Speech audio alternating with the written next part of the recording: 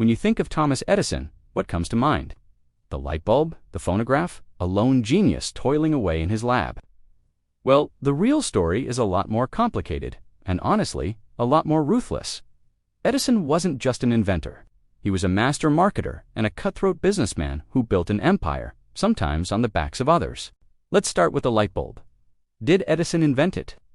Not exactly. Historians credit at least 20 other inventors who were working on electric lighting before him.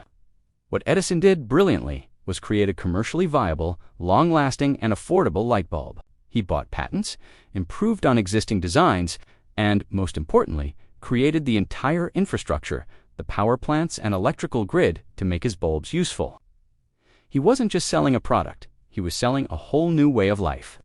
But his methods weren't always so bright. Take his rivalry with Nikola Tesla. Tesla, a former employee, championed alternating current, or AC, which was more efficient for long-distance power transmission. Edison, who had invested everything in his own direct current, or DC system, launched a vicious smear campaign. He publicly electrocuted animals, including an elephant named Topsy, to prove that AC was dangerously deadly. He tried to associate it with the electric chair, a horrifying invention he secretly helped develop.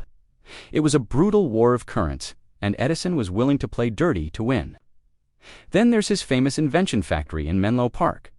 It wasn't just him in a lab coat.